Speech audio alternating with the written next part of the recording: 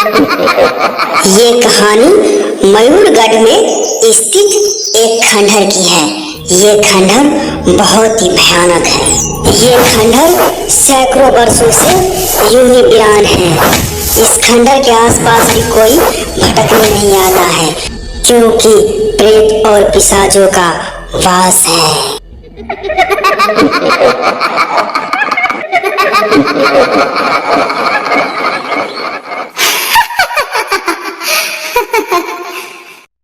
एक दिन की बात है।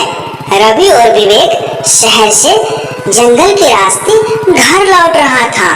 तभी उन्हें अचानक से किसी के गाने की आवाज सुनाई दिया।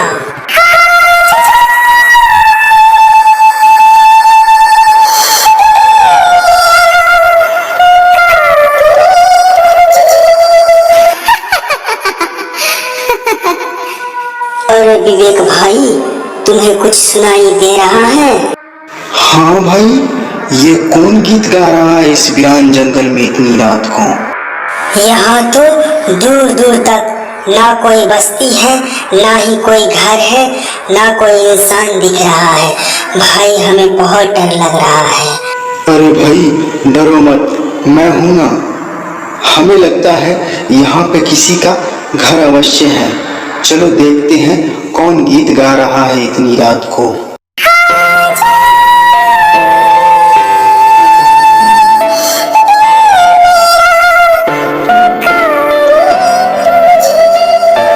रवि और विवेक उस गीत को सुनते सुनते एक खंडर के पास पहुंच जाता है। खंडर के पास एक लड़की मिलती है।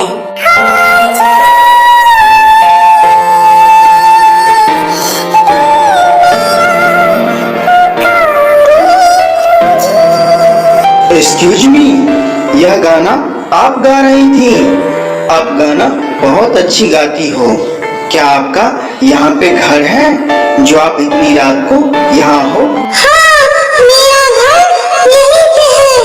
चलो मैं तुम दोनों को अपना घर दिखाती हूँ। देखा रवि, तू खामखा डर रहा था। यहाँ घर भी है और इंसान भी रहते हैं। बहन जी, आपका नाम क्या है और आप इतनी रात को यहाँ अकेली सुनसान जगह पे गाना क्यों गा रही थी? देखो भाई, मेरा नाम सुनैना है। मेरा घर यहीं पास में है। मैं हर रोज यहाँ पे गाना गाने आती हूँ। मुझे गाना गा के बहुत सुकून मिलता है। चलो मैं तुम दोनों को अपना घर दिखाती हूँ। नहीं नहीं सुनैना, बहुत देर हो गई है। अब हमें घर जाना है। मैं किसी और दिन तुम्हारे घर आ जाऊंगा। अब हम लोग दोस्त भी तो बन गए हैं। अरे भाई, मेरा घर पास में ही है। जब तुम लोग इतना दूर आ ही गए हो तो एक बार मेरा घर देख लो, फिर मैं तुम्हें तुम्हारे घर जाने वाली सड़क तक छोड़ दूंगी। आखिरकार रवि और विवेक उस लड़की की बातों में आ जाता है। वास्तव में यह लड़की एक चुड़ैल है।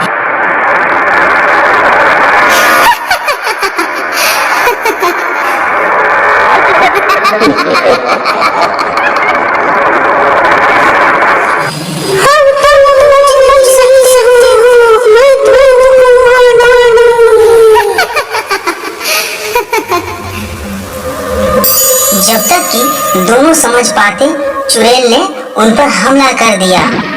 विवेक वहीं पे घायल होकर गिर गया, लेकिन रवि किसी तरह जान बचाकर वहां से भाग निकला। रवि भागते भागते एक अघोरी के पास जा पहुंचा। उसने अघोरी को अपने साथ घटने वाली सारी घटना के बारे में बताया। देखो बेटा, मैं तुम्हारी सारी बात समझ गया हूँ। मैं तुम्हें ये खंजर देता हूँ। ये खंजर कोई साधारण खंजर नहीं है। ये खंजर से तुम उस चुड़ैल को मार सकते हो। बाबा, आपका बहुत बहुत धन्यवाद। अब मैं चलता हूँ।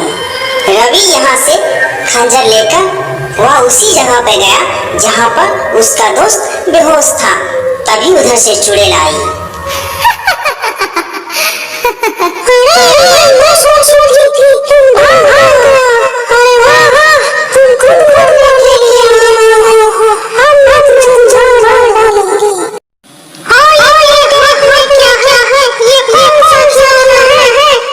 अरे नहीं नहीं, मैं तो भागा कहाँ था, बस मैं यहीं पर था।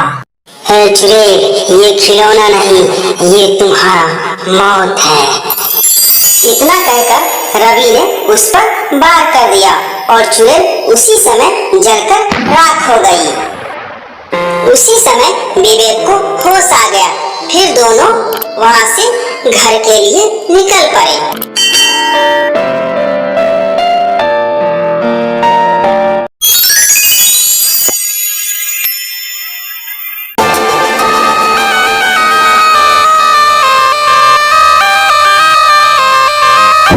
ये कहानी बहुत ही पुरानी है। एक जंगल में एक नाग नागिन का जोड़ा रहता था। वे एक दूसरे से बहुत प्रेम करते थे। ये नाग नागिन भी सामान्य साथों की तरह अपना जीवन यापन करते थे, लेकिन इनके पास एक ऐसी खास शक्ति थी जिससे ये कोई भी रूप में आ जाते थे। जब चाहे जहाँ चाहे वहाँ चले जाते थे। एक दिन एक व्यक्ति उसी रास्ते से गुजर रहा था, तभी उसकी नजर नागमणि पे पड़ जाती है। ओह माय गॉड, ये क्या देख रहा हूँ जंगल में?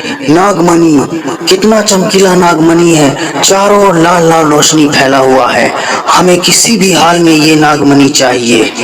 अरे यहाँ तो सांप भी है, यहाँ बहुत खतरा है। अभी हमें यहाँ से निकलना चाहिए। इससे पहले मैंने कभी ऐसा दृश्य नहीं देखा था। क्या नागमणि है, बहुत ही चमकीला, और वे नाग के जोड़े बहुत ही भयानक। हमें किसी भी हाल में ये नागमणि चाहिए। पहले मैं घर जाता हूँ, घर जाकर रणनीति बनाऊंगा कि ये नागमणि कैसे प्राप्त किया जाए। अगर ये नागमणि हासिल कर लूंगा तो बहुत अमीर बन जाऊंगा, लेकिन कैसे इस नागमणि को हासिल किया जाए? क्या करें? ऐसा करता हूँ, किसी सपेरे से मिलता हूँ और उसी से कुछ उपाय पूछता हूँ।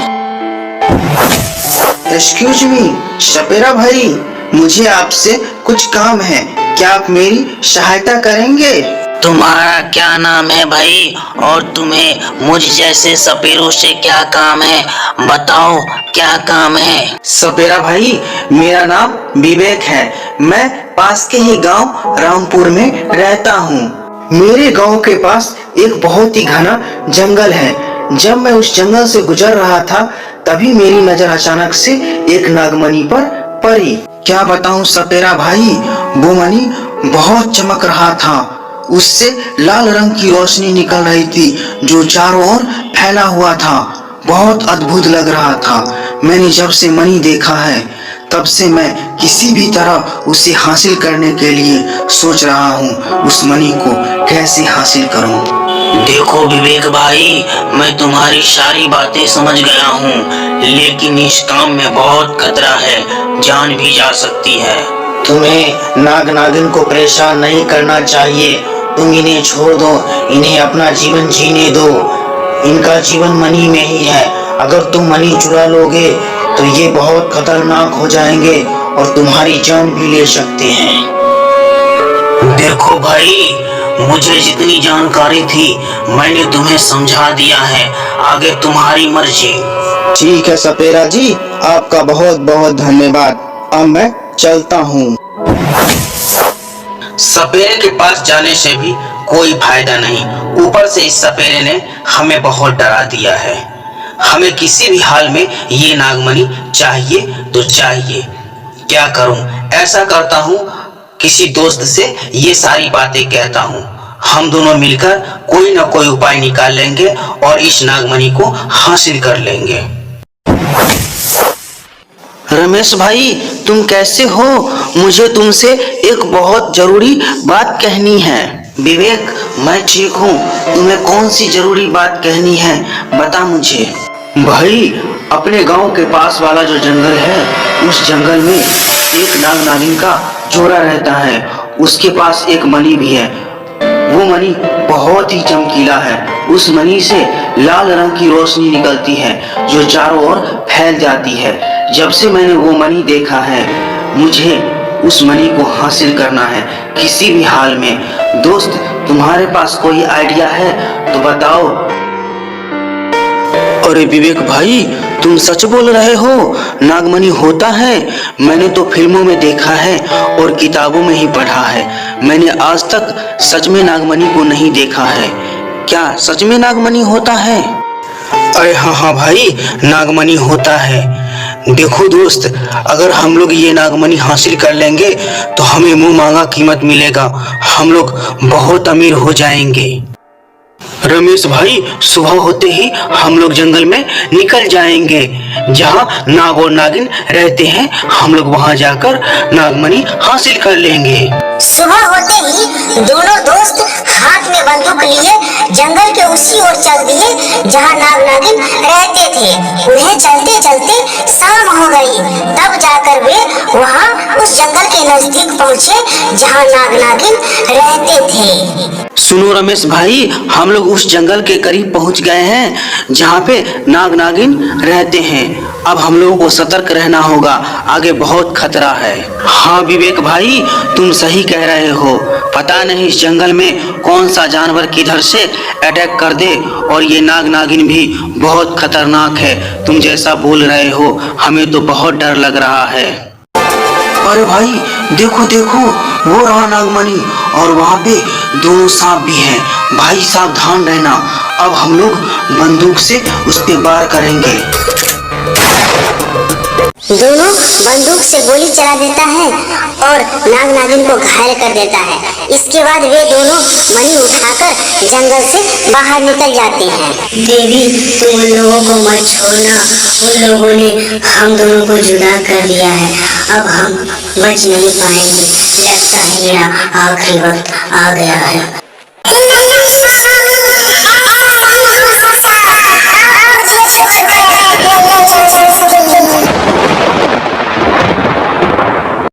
मणि को लेकर दोनों शहर जाते हैं और शहर में अच्छी दाम में मणि को बेच आते हैं। वे दोनों बहुत अमीर हो जाते हैं। उनके पास पैसों की कोई कमी नहीं होती है। इच्छाधारी नागिन के पास एक ऐसी शक्ति थी जिससे वह पता कर ली कि किसने नाग को मारा है और किसने नागमणि चुराया है।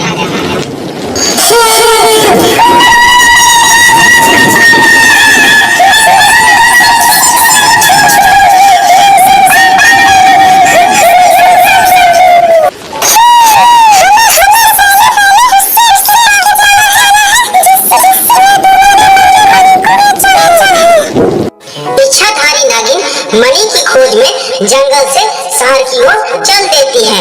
वो चलते चलते उस सेठ की दुकान में आ पहुंचती है जहां नागमणि होता है। इच्छाधारी नागिन को उसका नागमणि मिल जाता है। नागमणि मिलते ही वो एक लड़की का रूप धारण कर लेती है।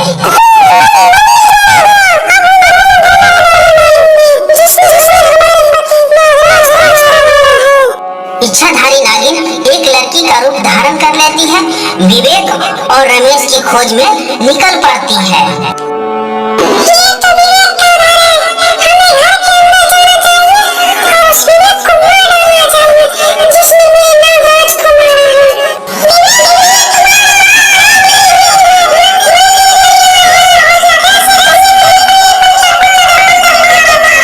इच्छाधारी नागिन सांप का रूप धर लेती है और विवेक को डस लेती है। विवेक उसी वक्त मर जाता है।